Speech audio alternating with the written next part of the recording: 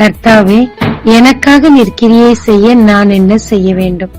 என் வாழ்க்கையில் நீர் மேன்மைப்பட நான் என்ன செய்ய வேண்டும் என்று கேள்வியோடு இருக்கும் ஆத்மாவே, இந்த கர்த்தர் நமக்கு சொல்லுவது ஏசாயா 33:10. இப்பொழுது எழுந்தருளுவேன், இப்பொழுது உயருவேன், இப்பொழுது மேன்மைப்படுவேன் என்று கர்த்தர் சொல்லுகிறார். கர்த்தர் நமக்காக எழுந்தருளும் போது என்ன நடக்கும்? சங்கீதம் 68:1-3. தேவன் எழுந்தருளும் போது சத்துருக்கள் சிதறுண்டு அவரை பகைக்கிறவர்கள் அவருக்கு முன்பாக ஓடி போவார்கள்.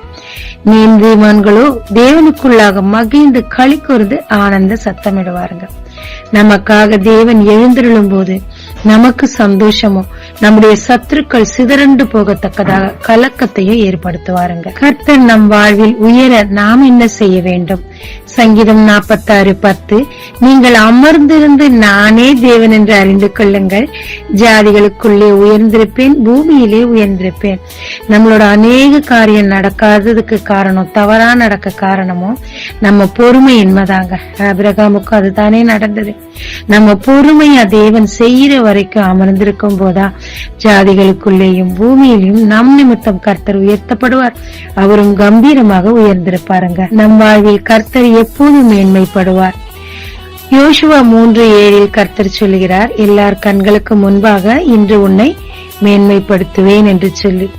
அப்படியானால் யோசுவா சொன்னதெல்லாவற்றையும் கர்த்தர் செய்தார். தன் ஆலோசனைகளை யோசுவா மூலம் நிறைவேற்றினார். அந்த அளவு யோசுவா தன்னை கர்த்தருக்கு தாழ்த்தி கீழ்ப்படிந்திருந்தார். அவர் சொற்படியெல்லாம் செய்தார். அப்பொழுது தேவன் அவர் மூலமாக மகிமைப்பட்டார். எனவே யோசுவாவும் மேன்மையடைந்தார். அவர் மேன்மை அடைந்தது நிமித்தமாக கர்த்தரும் மேன்மை அடைந்தார். ஆமாங்க, நமக்காக தேவன் எழுந்தருள உயர மேன்மைப்பட நாம் தாங்க காரணமா இருக்க முடியும்.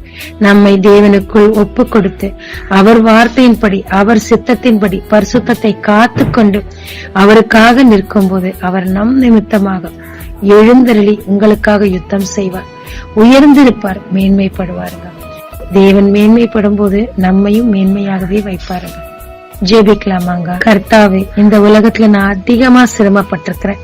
சத்துருக்களின் நெருக்கத்தினாலே அதிகமா துவண்டு போயிருக்கேன். எனக்காக எழுந்தருளுவீராக. என் வாழ்க்கையில் உயர்ந்திருப்பீராக. என் மூலம் மேன்மை பெறுவீராக. அதற்கு நான் செய்ய வேண்டியதை என்ன செய்யணும்ன்றதை சொல்லிக் கொடுத்து அதன் வழியில் நடத்துவீராக. இயேசு மூலம் பிதாவே, ஆமென். இயேசு கிறிஸ்துவின் நாமத்தில் இந்த நாளில் உங்களை ஆசீர்வதிக்கும் ஜீசஸ் விஷன்.